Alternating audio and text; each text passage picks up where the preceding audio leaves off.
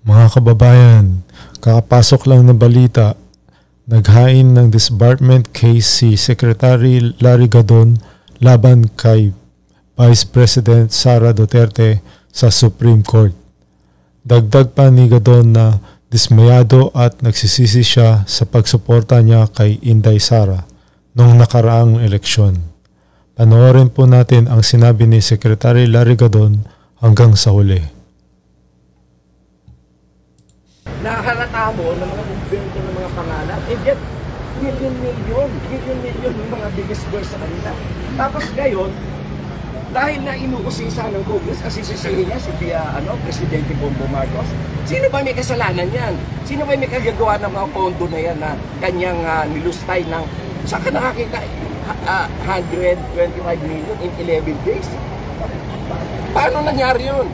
Bakit meron bang network ang OBP na para bigyan niya mga yung mga espiya ng gobyerno? Wala naman silang network na gano'n eh. Sir, with the way the Vice President is behaving, as well as the former President's pronouncement, do you regret supporting the Duterte? Yes, I really regret. Why, sir? Hindi ko na maakalain na ganyan pala sila eh. Yung statements ni Vice President Sara, napaka-immature. Kulang na kulang sa statesmanship. At saka, hindi siya nag-aaral. Basta na lang siya nagsasalita ng kagaya ko sa healthcare issues. Hindi siya nag-aaral. Hindi niya chinecheck kung ano yung binibigay ng PhilHealth.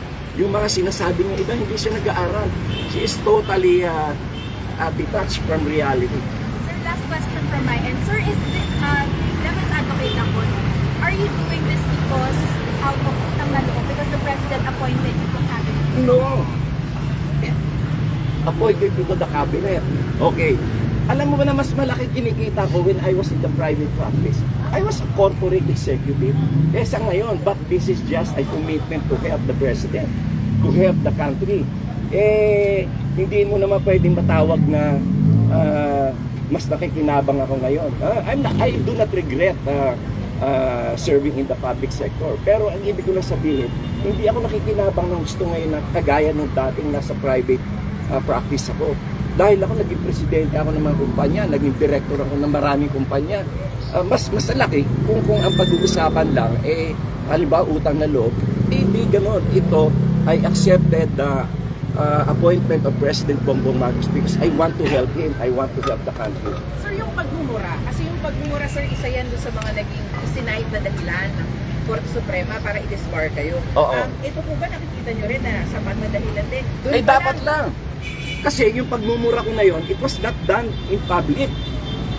It was not done in public. It was a private video sent to Raisa. Pero sila nag-upload. Dahil gusto nila magdrama. Nangyari, nag-file sila ng case against me. Dinismiss yun. Kasi ang sabi ng prosecution service, wala kayong proof niya. Si Attorney Larry Gadon ang nag-file yan. And not only that, ang sabi ng decision, hindi sila nag-comply dun sa requirement na dapat yung CIDG Anti-Crime Division may certification muna na ako talaga nag-file noon, nag-upload noon. Despite that, isinabmit ko yun sa Supreme Court, I provided them with a copy. Hindi nila binasa. They did not even bother to read. Kasi nga anti-Marcos itong Supreme Court si VP Sara, ano po yung nakita niyong ginawa po niya? Si VP Sara, pinagmumura niya, hindi lang isang tao At ang minura niya, presidente, First Lady, at saka Speaker of the House. Hindi lang mura. Pinagbantaan pa niya, napapatayin niya. Na meron siya inutusan na tao, napatayin.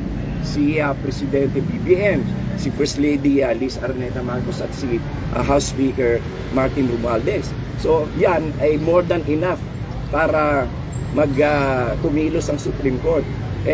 Moto proprio yung ginawa nila sa akin. Moto proprio din nila ngayon si Sara. Sir, sa ngayon, ano po ang mensahe ninyo kay Sara Duterte? Mag-resign siya. Dahil sinisiguro ko, sigurado ako na sa next Congress, siya ay i-impeach. Wala lang panahon ngayon dahil mag-i-election na, mag-Christmas break. At pagdating ng January, ilang sessions lang, magre-recess na ang Congress, mag-adjourn na. Dahil na election period na election season. Pero sigurado, sa next Congress, siguradong siya ay i-impeach. Sigurado ako dyan. Okay, last question po regarding the disbarment. Sir, aside from disbarment, may iba pa kayong kasong balak isang laban kay Vice President Duterte? Nababasa naman natin sa balita na ang NBI ay isusubina siya para doon sa alamin yung tungkol doon sa assassin na kanyang kinausap. At ang Department of Justice naman ay nagsabi na kanilang investigahan itong assassination plot na binuo ni VP Inday Sara. Sir, if hypothetical, if hindi action na ng Supreme Court yung letter niyo, what will be your next step? Magpapile ako ng impeachment sa lahat ng justices dahil hindi nila tinutupad ang kanilang tungkulin. Kung hindi nila i-impeach ay i-disbar si Sara dahil dito, I will file an impeachment case against all of the justices. Anyway, that's one of the plans. Or kaya hihintayin ko na lang na mag-retire si Chief Justice Gismundo, and then hihintayin ko na lang yung bagong Chief Justice na umupo. Kasi ito si Chief Justice Gismundo ay sunod-sunuran kay Marivic Leonen. At meron naman papalit sa kanya na magiging Chief Justice na susunod. Ako, ang nominee ko dyan ay si Associate Justice Gairlan. Okay. Okay. Tama na po, last message, proceed. Oo. Ang Supreme Court ay tinatawag natin na bastion of judicial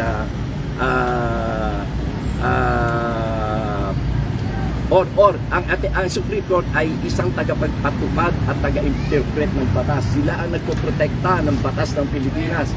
Ngayon, ito ay isang pagsubok sa kanila. Vice President, tingnan natin ang tigas nila. Okay, thank you, sir. Papa Sek. Okay na tayo sa picture. Siguraduhin yung pogi-pogi. Naman, sir. So yan po mga kababayan, ano pong masasabi nyo dito sa sinabi ni Secretary Larry Gadon? Mag-comment lang po at huwag kalimutan mag-like and share at subscribe sa ating YouTube channel. Maraming salamat po.